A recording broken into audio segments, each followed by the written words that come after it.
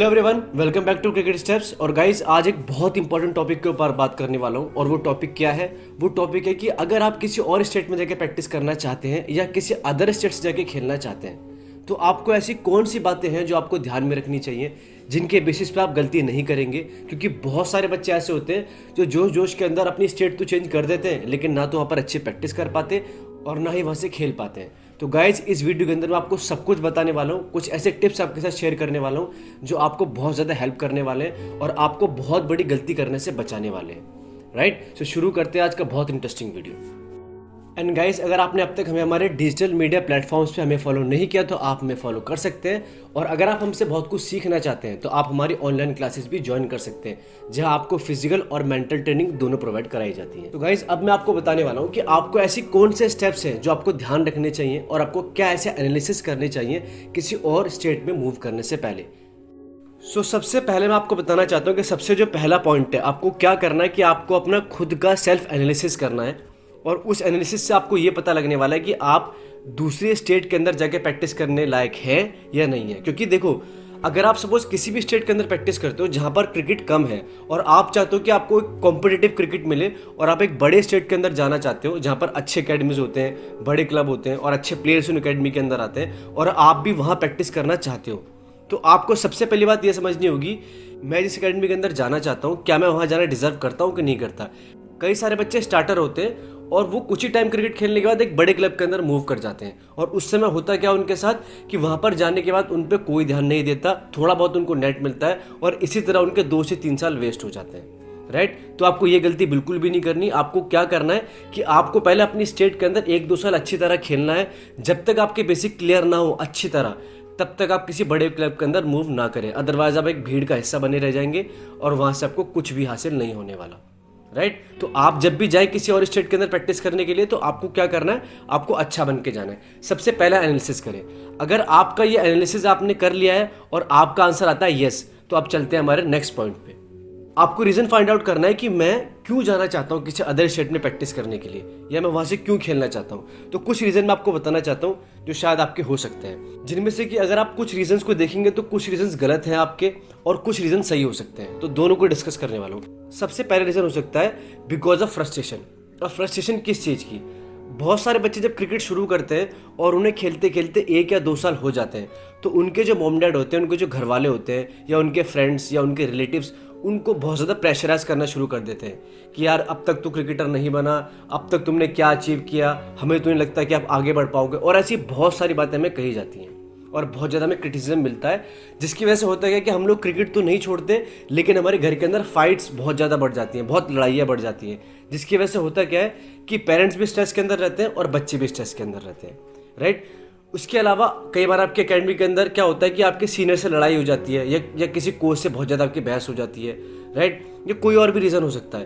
तो अगर आप इस वजह से मूव करना चाहते हैं किसी और स्टेट के अंदर, तो मैं आपको बताना चाहता हूँ कि मतलब माइट भी रीज़न सही हो सकता है, लेकिन ये रीज़न कई जगह पर गलत है।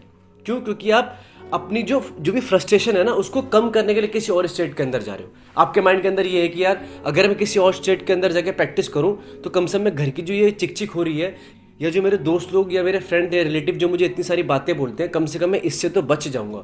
तो आप बचने के लिए मत जाना किसी और स्टेट में, अगर आप अच्छे हो तभी जाना। First point. सेकंड पॉइंट हो सकता है आपको लगता है कि यार मेरे स्टेट के अंदर ना पॉलिटिक्स बहुत ज़्यादा है, कि मुझे नहीं लगता कि यार मैं यहाँ से खेल पाऊंगा, क्योंकि यहाँ पर इतनी पॉलिटिक्स है कि मतलब मैं सर्वाइव नहीं कर सकता। तो मैं आपको बताना चाहता हूँ गाइज, देखिए कुछ स्टेट ऐसे हैं जहाँ पर बहुत ज़्यादा पॉलिटिक्स है, वाकई में बहुत ज़्यादा पॉलिटिक्स है, वहाँ बहुत बच्चे सर्वाइव नहीं कर पाते।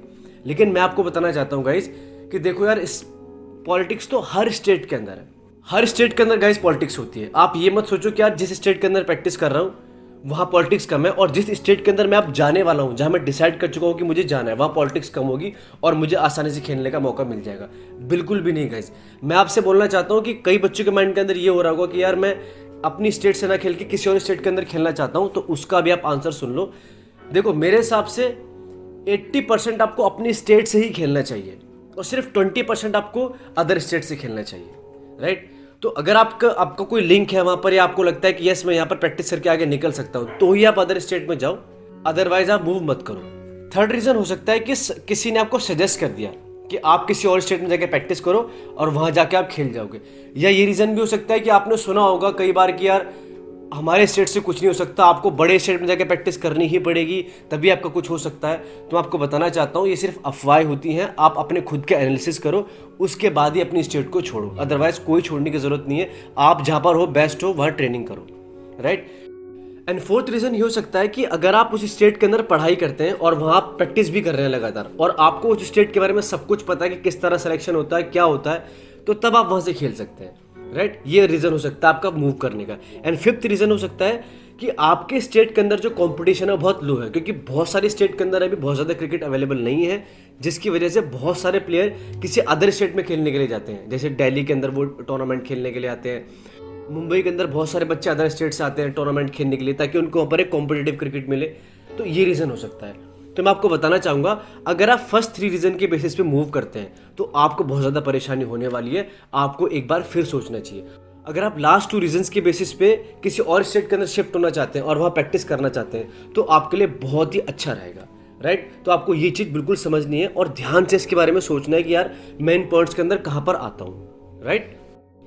नेक्स्ट एनालिसिस जो आपने करना है, चेक योर सपोर्ट सिस्टम। मतलब आपको अपना सपोर्ट सिस्टम चेक करना है कि जब आप किसी अदर स्टेट के अंदर जाएंगे प्रैक्टिस करने के लिए तो वहाँ की एकेडमी की फ़ीस क्या होने वाली है, मेरा ट्रैवलिंग का खर्चा कितना होने वाला है, मेरे टूर्नामेंट की फ़ीस कितनी होने वाली है, मेरी डाइटिंग पे कितना खर्चा होने वाला है, और मैं कहाँ रहने वाला हूँ, मैं हॉस्टल में रहने वाला हूँ या मैं खुद अलग रहने वाला हूँ। ये आपको सारी चीज़ें चेक करनी है और उनके खर्चे लिखना है आपने, राइट। जब आप उनके खर्चे लिखेंगे तो आपको एक्चुअल कॉस्ट पता लग जाएगी कि मेरा हर मंथ इतना खर्चा आने वाला है। फिर आपको ये देखना है कि क्या आपके घर वाले आपको इतना सपोर्ट करते हैं या फिर आपको वहाँ जाके पार्ट टाइम जॉब करनी पड़ेगी।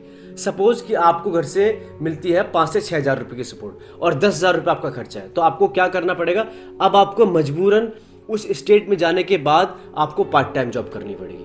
जब आप पार्ट टाइम जॉब करोगे तब आपके सारे खर्चे मैनेज होंगे। अदरवाइज क्या होता है कि बहुत सारे बच्चे गुस्से में घर से बाहर तो निकल जाते हैं, लेकिन जब वो वहाँ पर जाते हैं किसी अदर स्टेट में तो उनके पास खर्चा नहीं रहता, बेचारे भूखे रहते हैं।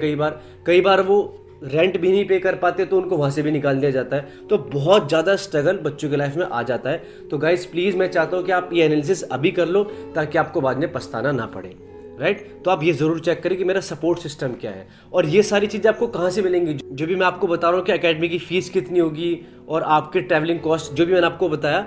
आप जिस स्टेट के अंदर मूव करना चाहते हैं आपको सबसे पहले वहाँ विजिट करना है और ये सारी चीज़ आपने चेक करनी है।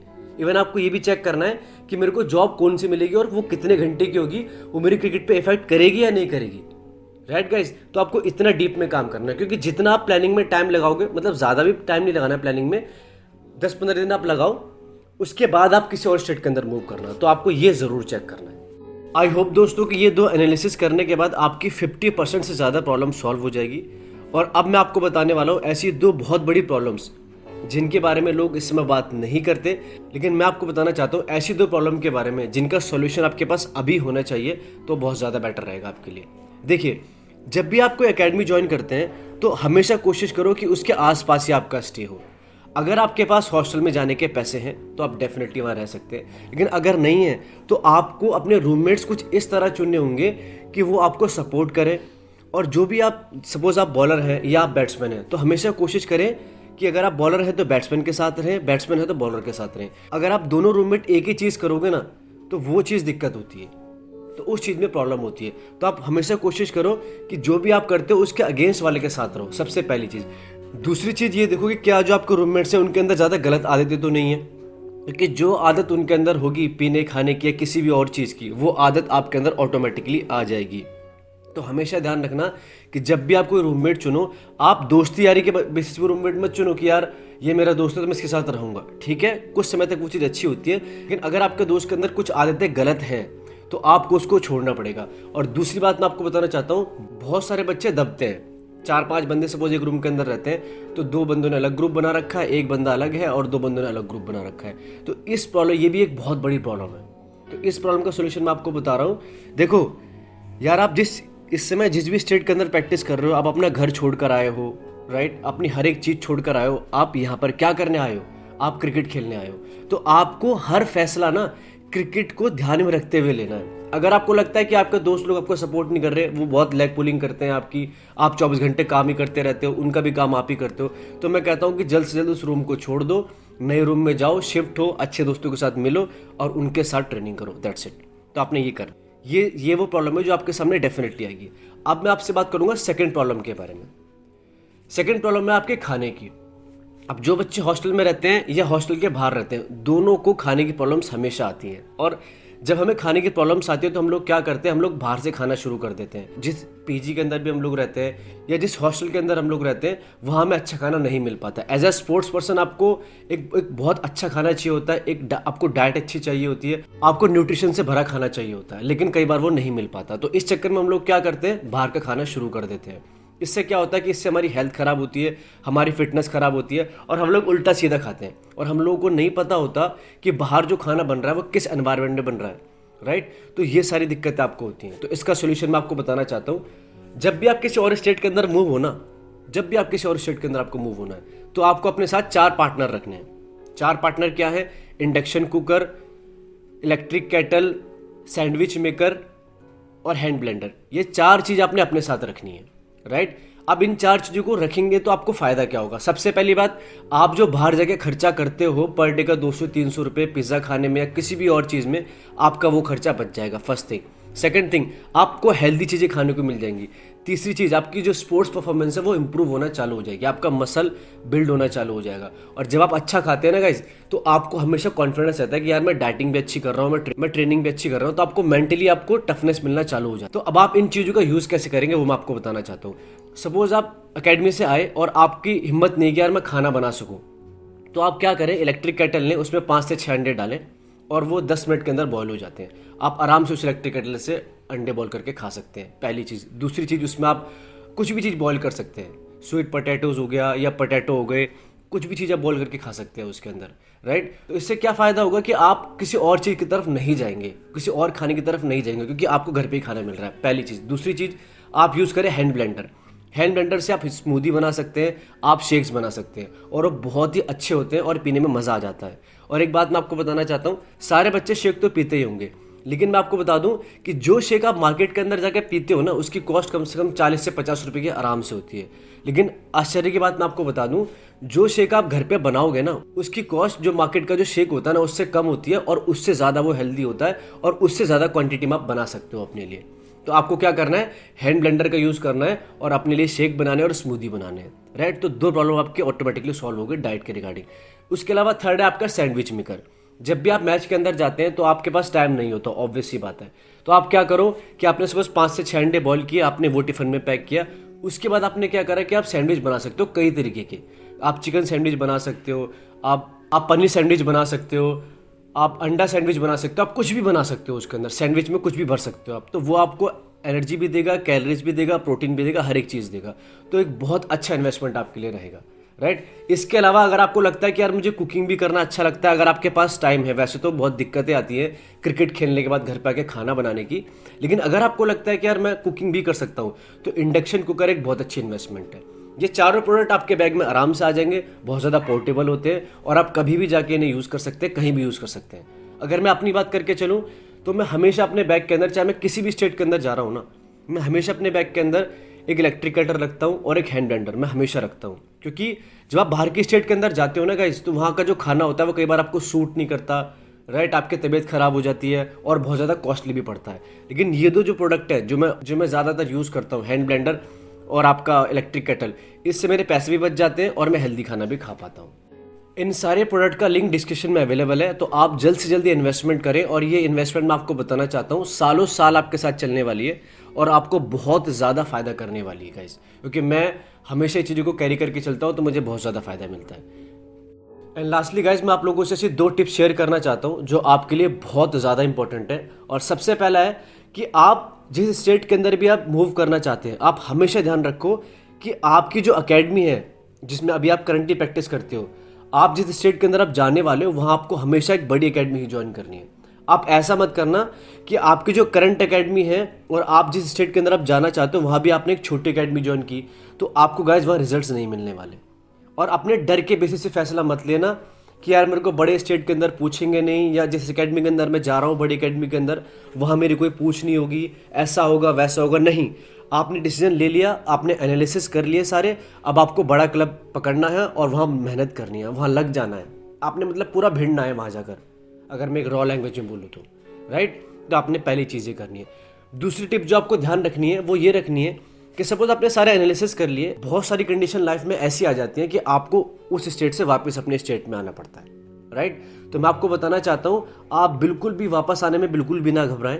आप ये बिल्कुल ना सोचिए कि मेरे घर वाले क्या बोलेंगे, मेरे फ्रेंड्स क्या बोलेंगे, मेरे रिलेटिव क्या बोलेंगे, मैं घर से तो यार कुछ और सोच के निकला था, अब मैं वापस घर जा रहा हूँ।